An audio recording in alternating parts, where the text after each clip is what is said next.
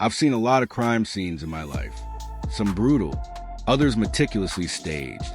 But nothing, absolutely nothing, could have prepared me for what I found in that quiet apartment on a Tuesday morning. The call came in around 6:30 a.m. A neighbor reported a strange smell and a door slightly ajar in the apartment across from hers. By 7 o'clock, I was there, gloves on, stepping into what looked like a typical crime of passion. At first glance, the apartment was unusually clean. Not stage clean, just minimalistic. No personal items in sight. A couch, a TV, and a small table. No family photos. No signs of struggle, except for one thing. The victim, male, late 30s, was lying face up on the hardwood floor in the hallway. No visible wounds. No defensive injuries. Just a pool of blood spreading unnaturally upward against gravity. That was the first thing that made my gut twist. I crouched down. The blood was real. Thick, red. But it wasn't flowing toward the door, as it should have given the incline of the floor. It was creeping back toward the victim's head, against the slope. My first instinct was to check for tampering. Maybe a tilted surface. Maybe the floor wasn't level. But a level tool I always carried didn't lie. The blood was going against the natural angle of the room, and the flow pattern didn't match any injury I could see. No stab wounds. No gunshot. No trauma. Then I saw it. A thin puncture in the neck, just below the ear. Small, precise, almost surgical. I called into me immediately. Toxicology would take time, but I had a hunch. This wasn't a simple homicide. It was clean, cold, intentional. I examined the surrounding walls. No signs of fingerprints. Nothing disturbed, except the air vent just above the body. The screws were slightly scuffed. Someone had removed it recently. Inside, I found a tiny vial, empty, and a cloth soaked in something that smelled like chloroform, a sedative. Whoever did this wanted the victim unconscious, not dead. At first. Why? And then, the most unsettling part. As I reviewed the apartment's blueprints, I noticed something odd. The hallway had originally ended 2 feet earlier. There was a false wall behind the victim. And when I had that wall removed, we found it. A compartment. Hidden. Meticulously built. Inside, surveillance equipment. A laptop. Dozens of photos. All of the victim. Some from weeks earlier. Some from outside his work. His home. His gym. He'd been watched. Stalked. But here's what turned the case inside out. One photo, printed and pinned to the wall, had a red circle drawn around the victim's head. And written above it in black marker were the words, "Correct the angle." What the hell did that mean? The lab called back that night. The blood, it wasn't from the neck wound. It had been pumped back through the body post-mortem, using a rig that had since been removed. That's why it flowed up. The killer had reversed the blood flow after death. Why would anyone go through that trouble? Because they wanted the scene to be wrong. And that's when I realized the killer was trying to mess with whoever found the body, to sow doubt, confusion, to make someone question the most basic evidence. The direction of the blood flow. That someone was me. This wasn't just a murder. It was a message. I dug deeper into the victim's past. Former scientist, specialized in fluid dynamics, had recently testified in a high-profile corruption trial involving an energy company and a falsified environmental report. One of the names on that list? A private contractor, ex-military, with a background in psychological warfare and tactical misdirection. It fit perfectly. I eventually traced the custom surveillance rig to a workshop on the outskirts of town. Burned to the ground 2 days before I got there. Files destroyed. No witnesses. No leads. But I kept the photo. Correct the angle. It haunts me. Because that case was never about the murder. It was about the illusion, the manipulation of what I thought I knew. The killer wanted me and anyone else to doubt the truth, to see the impossible and question reality. And you know what? It worked. I still look at blood flow differently now. I question everything. Because sometimes the scene lies to you, and sometimes someone is behind that lie. Someone very, very smart. and still out there.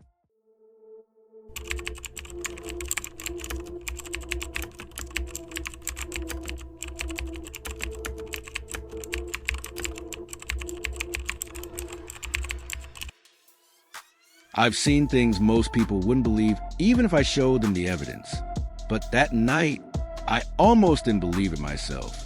The explosion wasn't just loud, it was surgical, clean, controlled, and, according to every report we pulled afterward, completely impossible. It started like any other call. A 911 tip about a suspicious vehicle parked behind a closed electronics store in the industrial zone. No movement. No lights, just sitting there, partially hidden under the shadows of the overpass. I was nearby, so I responded. I pulled up slowly, headlights off, engine idle. From the first glance, something felt off.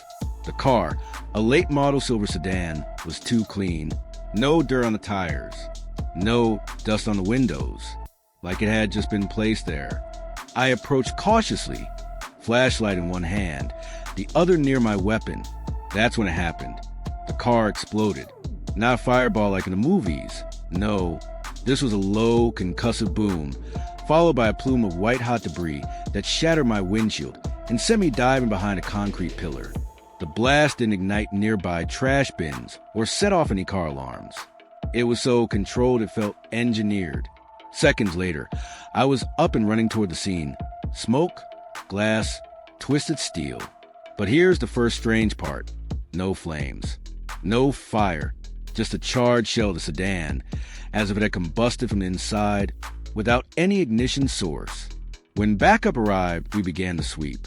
Bomb squad, arson investigators, tech units, all of them confused. The fuel tank was empty, not recently drained. Bone dry. No residue. No signs of combustion from gasoline or any traditional explosive. Even the black box and onboard diagnostics were fried in a way that looked targeted. Then we found the driver's seat, or what was left of it. Embedded into the partially melted upholstery were metal fragments that didn't match the car's internal structure. One of them had a serial number, aerospace-grade alloy, used in compact explosive charges, military level. I'd seen that material once before, back when I worked a case involving stolen ordnance from a defense contractor. But that case was sealed and buried. Or so I thought. I checked the license plates. Fake. The VIN? Filed off. No fingerprints. The entire inside of the car had been scrubbed with industrial-grade solvent. It was like someone wanted us to see the explosion, but leave with nothing else. Still, I couldn't stop thinking about the location. Why park it there? That electronics store hadn't operated in over a year. But when I pulled the records, I saw it had been broken into just 2 nights earlier. Nothing was reported stolen. But when we reviewed the CCTV footage, what little we could recover, a figure in a maintenance uniform was seen entering the building, never exiting. I went back, this time alone. I knew I was breaking protocol, but something about this case screamed it wouldn't wait. Inside, hidden behind a panel in the storage room, was a signal booster, military grade, same type used in remote detonation systems. And nearby, a set of gloves stained with black smudges that matched the alloy found in the car. It hit me. The explosion wasn't just about destroying evidence. It was the evidence. Someone had wanted us to focus on the car, the how, but the real story was the why. That store, that booster, they were testing something. Maybe a system, maybe a message. I sent the materials to a trusted contact at Homeland Security. 2 hours later, I got a call from an untraceable number. Jack, the voice said, "Forget what you saw. This wasn't your crime scene." Then the line went dead. The report was closed the next day. Cause of explosion, mechanical malfunction. No suspects, no motive. But I still see it when I close my eyes. That silver car, sitting silent in the dark, waiting to be noticed. It wanted an audience. And I was it.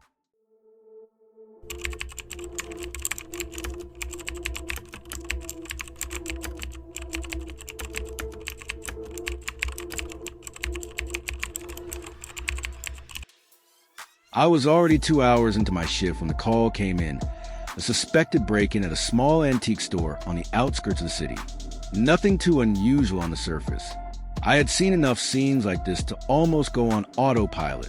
But something about the dispatcher's voice caught my attention. A pause, a subtle tension, like they already knew this case wasn't going to be simple. The shop owner, a man in his 70s named Victor, had opened up that morning only to find his display cabinet shattered. 2 priceless vintage watches missing, and curiously, the store's front door locked from inside. When I arrived, the scene looked oddly untouched, like it had been carefully staged. The broken glass was swept into a neat pile in the corner. There were no footprints, no signs of forced entry.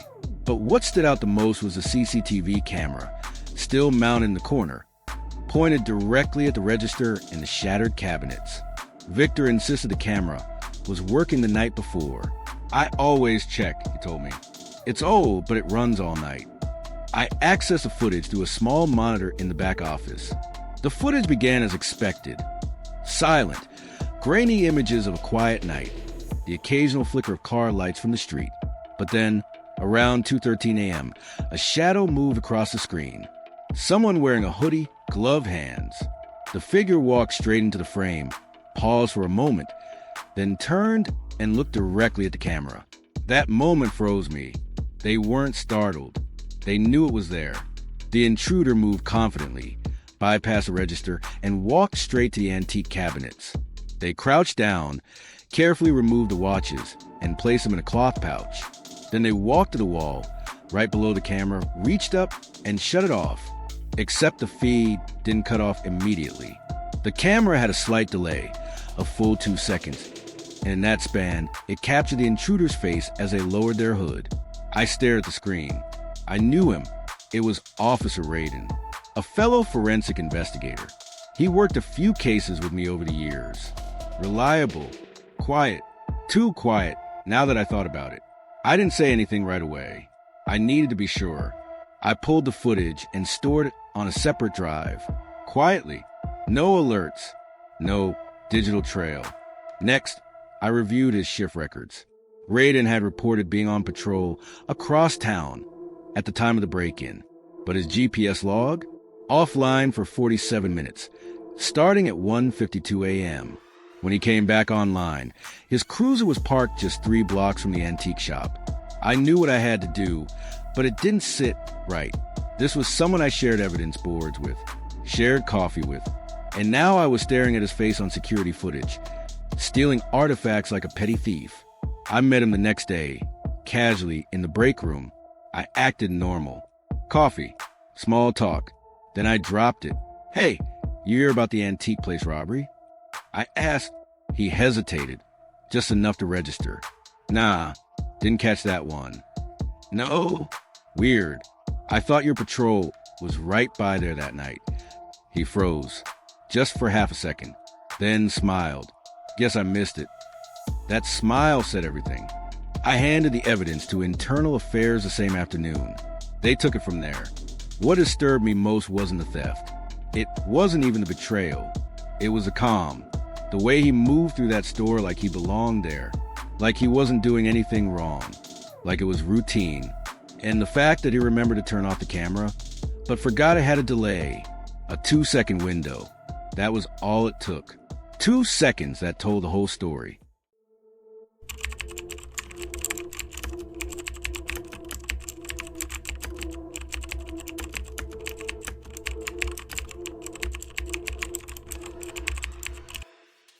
I've seen errors in paperwork before, typos, mismatched IDs, the occasional mixed-up fingerprint file, but never something like this. The report on my desk that morning said the victim had been stabilized and was recovering at the county hospital. But just hours later, I stood in the morgue, staring at the cold, lifeless body of that very same man. The victim's name was Daniel Rivas, 38 years old, local mechanic. He'd been found the night before in an alley behind his shop, shot twice, once in the shoulder and once in the abdomen. According to first responders, he was unconscious but breathing. Paramedics logged his condition as critical but stable.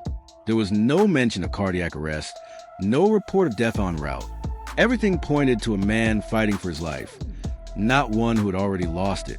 Yet there he was on the slab. Same face, same tattoos, same entry wounds. The autopsy hadn't started, but the tag on his toe bore his name. I checked the bag for his personal items. Wallet, phone, keys, all matching the evidence inventory from the scene. Still, something didn't sit right with me. I pulled up the time-stamped photos from the EMT's body cams. They showed Daniel being wheeled into the ambulance, oxygen mask on, chest rising and falling faintly. A paramedic was even talking to him. "You're gonna be okay. Just stay with me, all right?" Daniel blinked in response. So when exactly did he die? I called the hospital. They were confused, said there was no record of Daniel ever arriving. The paramedics insisted they dropped him off. I requested traffic cam footage from the ambulance's route. 10 minutes of drive time, then a strange gap. The vehicle vanishes from the intersection cameras for nearly 6 minutes before reappearing 2 blocks from the hospital. That was impossible. There were no detours on that route. No construction, no traffic. I brought in the 2 EMTs. One looked pale, the other agitated. When I pressed them, they broke. Turns out, they received a call over the radio, an override, instructing them to reroute to a secure medical facility for immediate intervention. They were told it was an order from a federal task force. They followed instructions, drove to an address in an industrial zone, and were met by 2 men in unmarked tactical gear who wheeled Daniel out of the ambulance without explanation. The EMTs were told to say nothing, and once Daniel was gone, they were redirected to hospital and ordered to document a standard drop-off. I drove to the industrial address. It was a shuttered biotech facility that hadn't been in use for months, or so it seemed. The building had fresh tire tracks at the rear loading dock. Security cameras had been removed. No lights, no signs, but someone had been there. Back at the precinct, I received the autopsy report. Cause of death: internal hemorrhage due to the abdominal gunshot wound. Time of death was estimated 3 hours after Daniel was supposedly delivered to the hospital. So he'd still been alive when taken from the ambulance. I dug deeper into Daniel's background. No criminal record, but something odd. His name popped up in sealed federal surveillance logs, flagged under witness protection watch list. Apparently, he had been a confidential informant for a high-profile case involving arms trafficking and dirty federal agents. It all clicked. Someone inside the system wanted Daniel silenced. When the hit at the shop failed to finish the job, they orchestrated a second attempt during transport. They faked hospital records, manipulated radio calls, and rerouted his ambulance into a trap, all under the radar. But the part that still haunts me? The report. That paper on my desk wasn't just an error. It was a decoy intentionally planted to buy time, to make everyone think he was safe, alive, recovering. Meanwhile, Daniel was being taken to die quietly in a place no one would question. They nearly got away with it. But a single inconsistency, a timestamp on traffic cam footage, unraveled a lie. In my line of work, bodies don't lie, but sometimes the reports do. And when they do, you have to look deeper, past the paperwork, past the official channels, and follow the truth where it bleeds. Because in this case, the victim was alive until someone made damn sure he wasn't.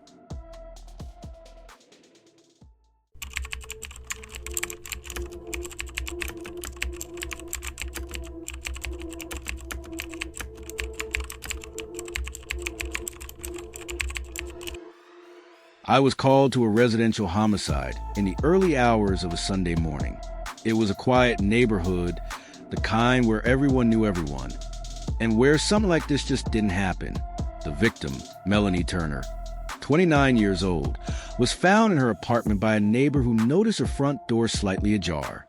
No signs of forced entry, but a single stab wound to the chest had ended her life instantly. There was no weapon at the scene. The place was eerily silent when I arrived. As a forensic investigator, I've learned to pick up on the unnatural stillness that clings to a room where life has just been taken. There were no signs of struggle, no overturned furniture, no defensive wounds. It was clinical, almost practiced. That, in itself, made me uneasy. Her phone was on the floor next to the couch, screen black, battery dead. I bagged it like I did with everything else. But something about it stuck with me. I couldn't shake the feeling that it was more important than it seemed. At the lab, I plugged it in just to catalog its contents. When it powered on, a single audio file autoplayed. No app had launched it. It just started. The timestamp was from the night of the murder. A chilling crackle of ambient sound came through first. Then a voice, a man's voice, nervous, unaware he was being recorded. He was talking to himself. You didn't have to do that, but she saw the papers. She was going to talk. No choice. No choice. I froze. The phone had been locked the whole time. No app was open. No voice assistant activated. The file had saved to a hidden folder, one typically only accessible by forensic-level tools. It shouldn't have existed in the first place. But somehow, Melanie's phone had turned itself into a silent witness. I ran the voice against every criminal and police file we had. Nothing. So I went back to the crime scene. In Melanie's desk drawer under a false bottom, I found what she discovered. Documents tying a local real estate developer to money laundering. One of the names listed? Detective Robert Fenton, the officer assigned to her case. I didn't want to believe it. I'd worked with Rob for over 10 years. He was meticulous, clean, old school. But that voice, I knew it deep down. It was his. Melanie must have confronted him that night. Maybe she just wanted to talk. Maybe she didn't realize how far he'd go to protect himself. But in that moment, her phone had done something no forensics team could have predicted. It captured a man in the act of justifying a murder. I presented the audio, the documents, and the phone's metadata in an internal hearing. Rob was arrested quietly, without press, without ceremony. It was covered up quickly. Too many reputations at stake. But I kept the file. I listen to it sometimes. Not because I enjoy it, but because it reminds me that no matter how careful someone thinks they are, the truth finds a way to speak. Even if it's through the last breath of a silenced victim, or a dead phone that refused to stay off.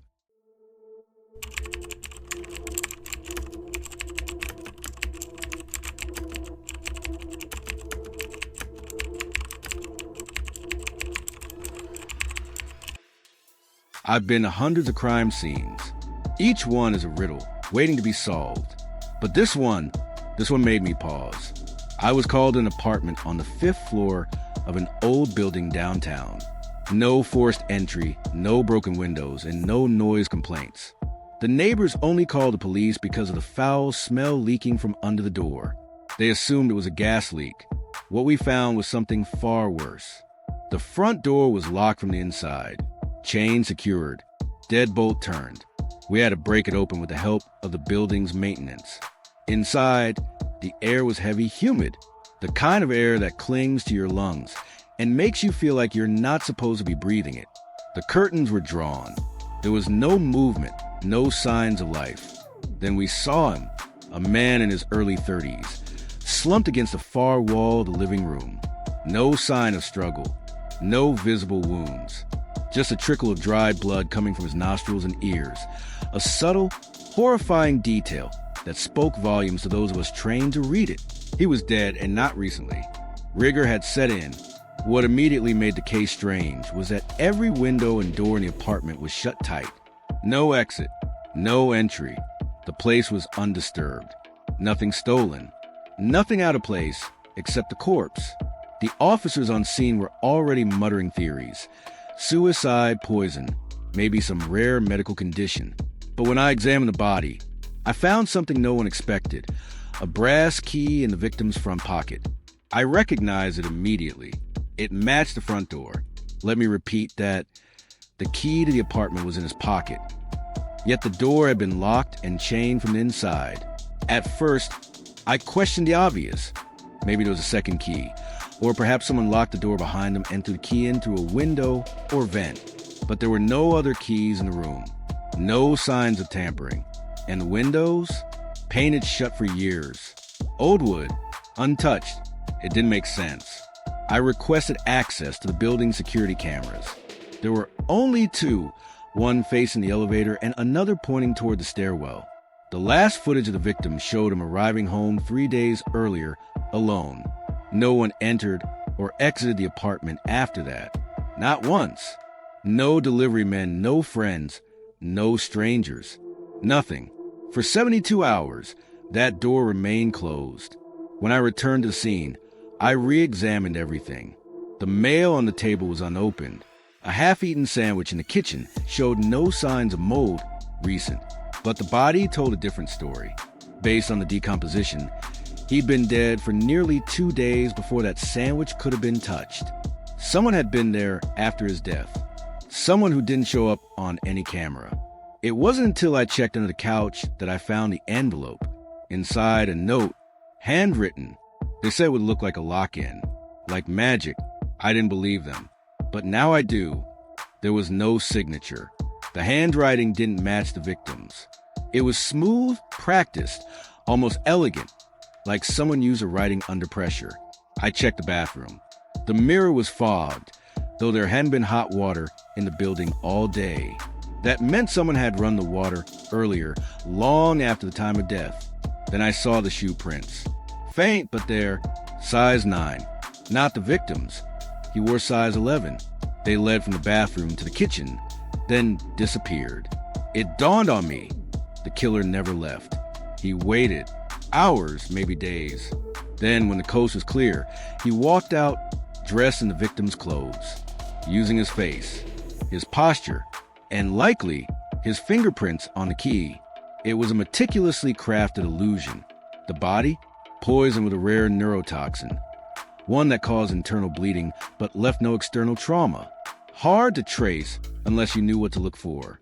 The victim likely never saw it coming. And the door, locked from inside, yes, but only after the killer had disabled the chain lock with a magnetized pin from the outside. A trick used by locksmiths and in certain circles by assassins. To this day, no arrest has been made. No clear motive. Just a man found dead in a locked room, holding the key to a door that never should have been opened. But I know one thing for sure. This wasn't just murder. It was a message, and I got it loud and clear.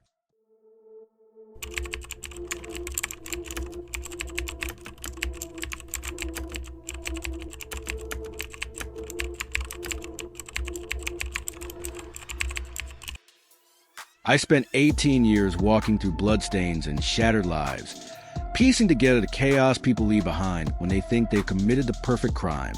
Some cases stay with you because they're gruesome, others because they're personal, but a few, very few, because of how silent the truth was and how loud it became when you finally listened. This case started like many others, a welfare check on a man who hadn't shown up to work in 3 days. His neighbors complained about a foul smell, and his mailbox was overflowing. Standard red flags. When we arrived at the scene, the building was quiet, an old, upper-middle-class apartment complex, mostly retirees and professionals. The front door was locked from the inside, no signs of forced entry. We had to break it down. Inside, it was eerily normal. No signs of struggle, no blood, no broken furniture. Just a faint odor. Early stages of decomposition. Not too strong yet, which meant we were still within the first 72 hours of death. The victim, Michael Renton, mid-40s, finance executive, was found seated in his recliner. Eyes closed, peaceful, too peaceful, no visible injuries. No sign of drugs or alcohol. No weapon. Just a man who looked like he sat down, closed his eyes, and never woke up. Paramedics confirmed he was deceased. Estimated time of death, roughly 2 days prior. As a forensics man, you learn to look past what's obvious and focus on what doesn't belong. And in that living room, almost everything belonged. Framed family photos, remote control on the armrest, half a glass of water, everything in its place. Except one thing. A book. On the coffee table sat a hardcover novel, closed but not stacked neatly with the others. It was titled A Beautiful End. Not exactly light reading, but that wasn't what caught my eye. It was flipped upside down, pages down, cover up, and just barely out of alignment with the other books. It bothered me. I picked it up, Put on gloves and opened to the first page. Nothing. Checked the last. Still nothing. But something was off about the binding. I felt the spine, and it was heavier than it should have been. I looked closer. There was a slit. A perfect, clean incision along the inside of the hardcover spine. Someone had hollowed out the book. Inside, there was a folded piece of paper. A handwritten letter. Not addressed to anyone, not signed. Just a confession. And it wasn't from the victim. It detailed a methodical plan to kill Michael Renton without leaving a mark. The letter talked about poisoning a drink with a substance called tetrodotoxin, a rare neurotoxin found in pufferfish. Causes paralysis, then death, but leaves very few detectable traces after 24 hours. The writer mentioned the exact dosage, the way to disguise it, even the way to place the body back into the chair to make it look natural. Every step was written down, and it ended with this chilling line. This is how I make it look like he died peacefully, because peace is the one thing he never gave me. It was a revenge killing, but it was a name on the inside cover of the book that broke the case. Elena J. Renton, Michael's ex-wife. I requested her file. They had divorced 3 years ago. No restraining orders, no domestic violence records, but a bitter custody battle had left Elena with nothing. No alimony, no kids, no home. Just anger. Quiet, simmering anger. We brought her in for questioning. At first, she denied everything. But when I placed that book in front of her and flipped to the confession, she went pale. I didn't even have to say anything. She whispered, "He ruined everything." The toxicology report took time, but when it came back, it confirmed what we already suspected. Trace elements consistent with pufferfish toxin, and we found her fingerprints inside the book slit. She'd tried to be careful, but she hadn't worn gloves when writing the letter. In the end, it was a single book, a misplaced object in scene 2 perfect. That unraveled everything. And that's what I always tell rookies. A crime scene will lie to you. It'll whisper false stories. But the truth hides in imperfection. And sometimes it speaks in the pages of a book.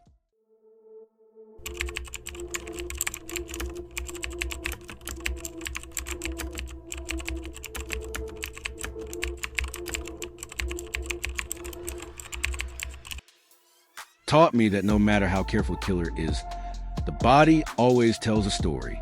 But on that particular night, it wasn't the body that spoke first. It was the air, dense, heavy, and strangely humid for an upscale penthouse with central air. The call came in at 2:14 a.m. Wealthy tech entrepreneur found dead in his luxury apartment downtown. No sign of forced entry, no witnesses, no immediate evidence of violence. When I arrived, the scene was pristine. Almost too pristine. He was seated at his desk, head tilted slightly to the right, eyes open. No blood, no bruises. His smartwatch still ticking, showing a stable heart rate just hours before his death. Whatever happened had been fast, silent. The first thing I noticed was a lack of chaos. There were no drawers open, no signs of struggle. The scene looked like it had been cleaned or never disturbed. That, to me, was the first red flag. Real life is messy. Even the cleanest hits leave behind chaos if there's resistance. But this was almost clinical. I checked the door handle. Nothing. Not a single fingerprint. Same for the balcony doors, the glassware, even the keyboard on his desk. It was like he lived in a bubble. We dusted the entire place. Nothing. But then I felt it. The armrest of the victim's leather chair was slightly damp. Not soaked, just enough to make you pause. Like someone with sweaty hands had gripped it tight. The temperature was controlled. There was no heat wave outside. No reason for sweat, unless someone was nervous. I ordered a full suite for touch DNA, skin cells, oils, sweat. The lab called back 2 days later. There was no fingerprint, but there was something better. Sweat residue. And in that sweat, DNA. Human. Male. Not the victim's. We ran it through the system. No matches, but that's where experience kicks in. I started to look beyond the crime scene. We pulled security footage from the building. Nothing unusual. Then I looked at the elevator logs. 1 floor below. At 1:47 a.m., A cleaning service badge was scanned. That struck me as odd. Cleaning services didn't come at night in that building, and they certainly didn't go to unrelated floors. I requested internal footage from the elevator. A man dressed as a janitor, cap low over his face. No prints left behind, no tools missing. But his uniform was brand new, too clean, and I recognized the shoes, a custom Italian brand. The kind only someone like the victim or someone in his circle would wear. I went back to the victim's financial records. He'd recently cut ties with his former CTO, a man he accused of stealing proprietary code. No lawsuit filed, just a settlement. Off the books. It felt wrong. We followed that lead. The ex-CTO had no record, no violent history. He was clean, but when we brought him in, his palms were sweating. Not metaphorically. He actually perspired more than usual, a condition he admitted, laughing nervously. Hyperhidrosis, he said. We tested him. His sweat matched the residue on the chair. He cracked before the formal charges even came down. Said it was supposed to be quiet, that he just wanted the guy to sign a document clearing him. But things got heated. The victim threatened to go public. There was a struggle. He injected him with a paralytic he'd stolen from a biotech startup they once partnered with. Fast-acting, clean, undetectable unless you knew what to look for. He thought he'd left no trace. Gloves, cleaned every surface. But he forgot one thing, the sweat of fear, the body's betrayal when panic sets in. You see, most killers plan for blood, for hiding weapons. Some even think of alibis, but they rarely think about the things we can't control, the way our bodies react when we take a life. That night, it wasn't science that solved the crime. It was biology, and I'll never forget it.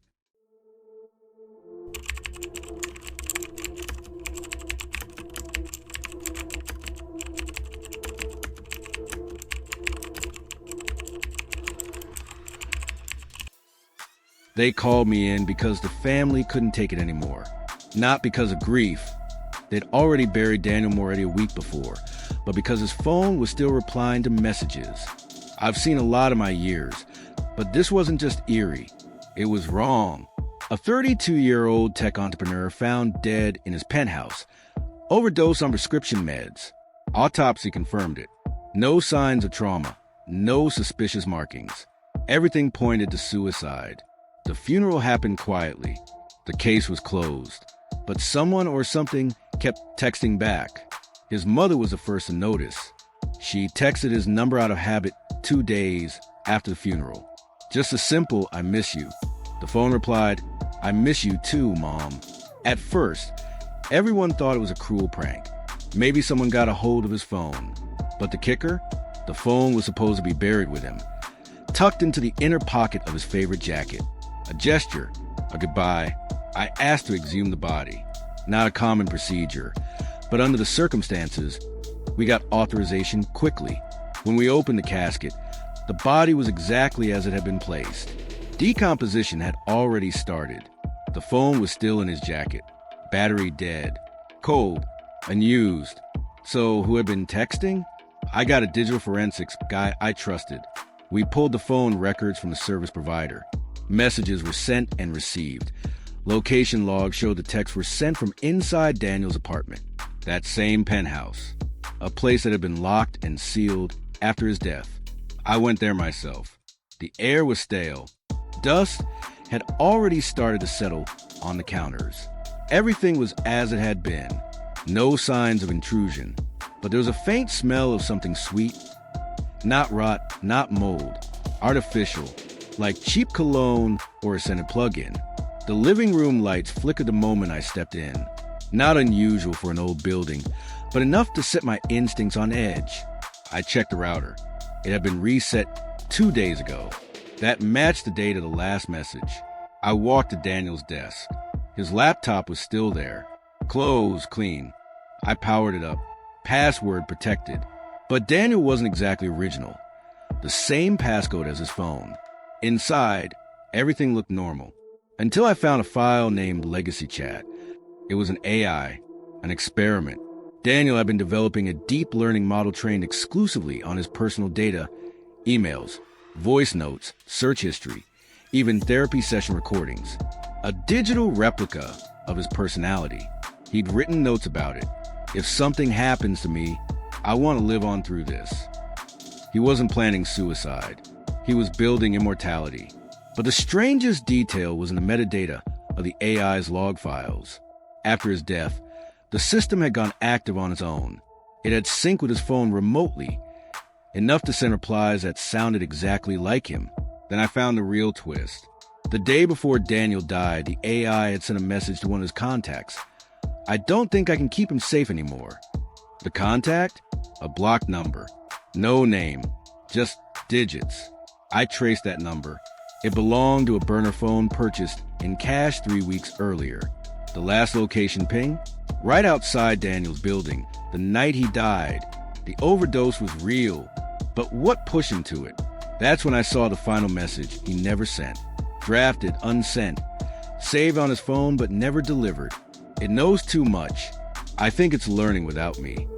I closed the file, looked around the apartment one last time, and shut the laptop. This wasn't just a man who built his digital shadow. He lost control of it. And maybe, just maybe, it didn't want to die with him. Case officially, still a suicide. But off the record, I've buried a lot of people. This was the first time I felt like I needed to bury the data too.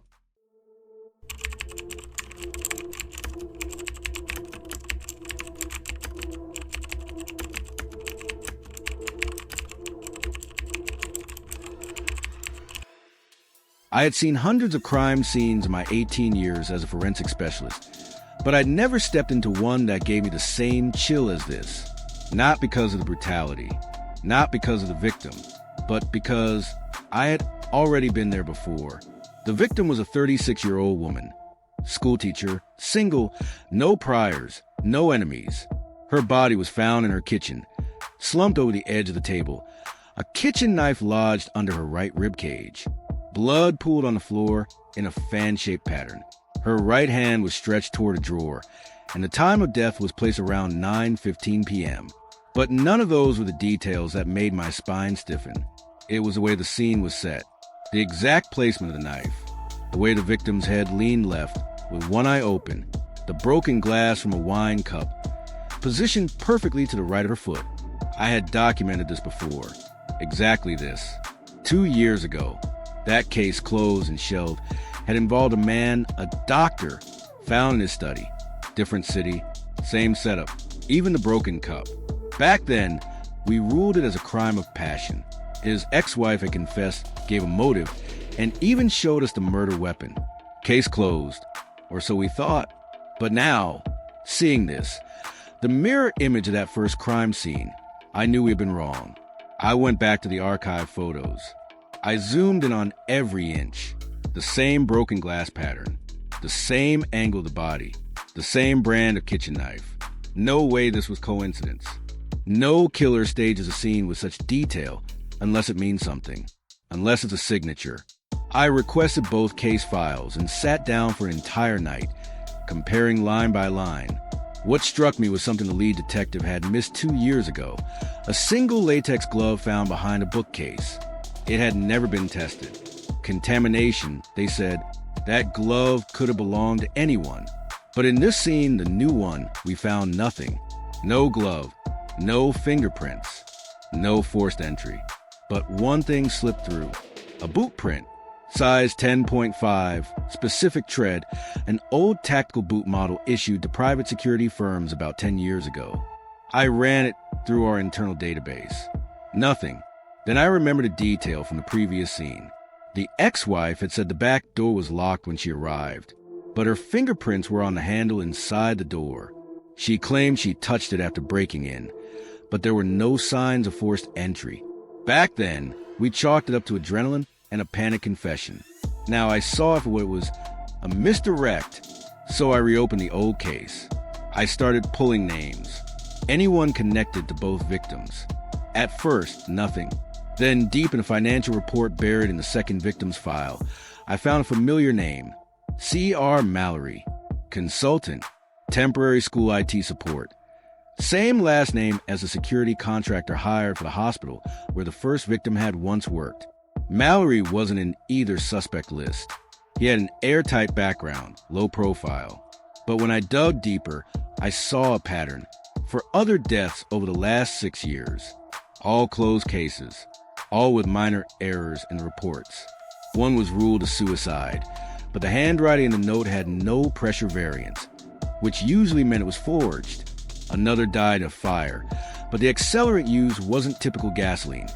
It was synthetic, traceable only in lab-grade formulas. I reached out to an old colleague in Interpol. She found a match. A print lifted from the hospital crime scene, unclassified, matched a latent palm print from a crime in Poland. Name on the report? Claudius Raymond Mallory. Disappeared after being questioned. No charges ever filed. So I did something reckless. I made contact, using a fake identity. I posed as a publisher interested in a manuscript on crime scene forensics. Mallory had written articles before. He was vain. He agreed to meet. We met in a cafe and I wore a mic. His eyes scanned everything. Polite, charming. And then, while sipping his espresso, he said, "You ever look at a scene and know someone wanted to be remembered?" That was it. That line confirmed it for me. Not just the ego, but the need to be acknowledged. I played along, fed his pride, and he slipped. He mentioned knife angle. The broken glass. Details never released to press. We had him. Within 48 hours, a team raided his apartment. Inside, we found photos, detailed notes, maps, sketches of future scenes. One already matched a cold case in Oregon. And then we found the final piece, a replica of the next crime scene, staged in a storage unit, complete with a mannequin and fake blood. Same setup, same signature. Mallory didn't deny it. He just smiled and said, "I was never killing them. I was creating something they'd never forget." He's serving 9 life sentences now. But every time I walk into a new crime scene, there's a part of me that scans for symmetry, for pattern, for replicas. Because once you've seen perfection, even in murder, it's hard to forget.